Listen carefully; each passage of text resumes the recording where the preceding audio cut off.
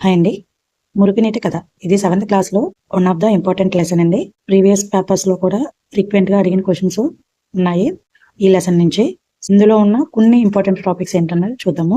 First, మురుగు అంటే ఏమిటి? మురుగు ఒక ద్రవ వ్యర్థం. అందులో ఎక్కువ భాగం నీరు, కరిగిన మరియు తేలాడే మలినాలను కలిగి ఉంటుంది. మురుగులో కింది అంశాలు ఉంటాయి. మురుగులో ఏమేమి ఉంటాయి? కర్బన మలినాలు, అకర్బన మలినాలు, పోషకాలు, బ్యాక్టీరియాలు, అలాగే ఇతర సూక్ష్మజీవులు ఇవన్నీ ఉంటాయి. సో ఫస్ట్ కార్బన్ మలినాలు చూద్దాము. కార్బన్ మలినాలు అంటే జీవ పదార్థాల వల్ల వచ్చే కార్బన్ ఆధారిత మలినాలు అని. ఇవి సాధారణంగా క్రియాశీల పదార్థాల్లో ఉంటాయి. క్రియాశీల పదార్థాలు అంటే మానవ మలం, జంతువుల వ్యర్థాలు, నూనెలు, యూరియా, మూత్రం, పురుగుల మందు, కలుపు సంవారకాలు, పండ్లు మరియు కూరగాయల వ్యర్థాలు మొదలగునవి. పక్కన డయాగ్రామ్ ఒకసారి చూడండి, మీకు క్లియర్గా అర్థమవుతుంది.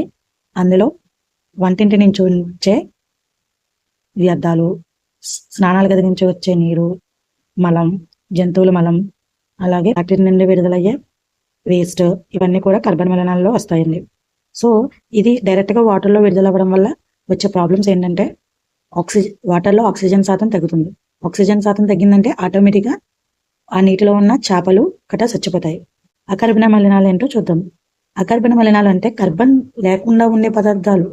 అంటే ఇవి సాధారణంగా అక్రియాశీల పదార్థాల్లో చెప్పవచ్చు. అంటే ఇంటి మురుగు నుండి వచ్చే స్నానం నీరు, డిటర్జెంట్ నీరు, పరిశ్రమల నుంచి ఆమ్లాలు, క్షారాలు, లోహాలు, ఆసుపత్రుల మురుగు నుంచి ఫాస్ఫేట్లు, నైట్రేట్లు, మందుల అవశేషాలు, వ్యవసాయ మురుగు నుంచి ఎరువుల్లోని నైట్రేట్లు, ఫాస్ఫరేట్లు, వర్షపు నీటి నుంచి కలిసి వచ్చే మురుగు, మట్టి, ఇసుక, రోడ్డుపై ఉండే లవణాలు, ఇవే మురుగు నీటిలో ఉన్న అకర్బన మలినాలు.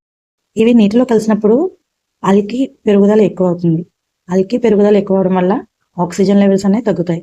ఆక్సిజన్ తగ్గితే ఆటోమేటిక్గా చెరువులో ఉన్న చేపలన్నీ కూడా చనిపోతాయి. అలాగే చిన్న చిన్న పాటి పురుగులు, సూక్ష్మజీవులు కూడా నశించిపోతాయి.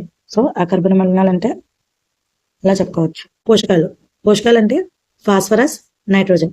మురుగు నీటిలో ఉండే పోషకాలు ఏంటంటే ఫాస్ఫరస్, నైట్రోజన్. టెక్స్ట్ బుక్ పరంగా అయితే కనుక ఇవి రెండే ఉన్నాయండి. సో ఫాస్ఫరస్, నైట్రోజన్ మురుగుల నీటిలో ఉండే జీవులకు అవసరమైన పోషక పదార్థాలు. ఇవి ఎక్కువగా అకర్బన మలినాల రూపంలో ఉంటాయి.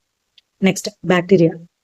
కలరా వ్యాధిని కలిగించే విబ్రియో కలరా, టైఫాయిడ్ వ్యాధిని కలిగించే సాల్మోనెల్లా పారాటైఫీ. బ్యాక్టీరియా మురుగు నీటిలో ఉండే సూక్ష్మజీవులు మానవ మలము, జంతువు మలము, వంటింటి మలినాల వంటి క్రియాశీల పదార్థాల వల్ల వస్తాయంట.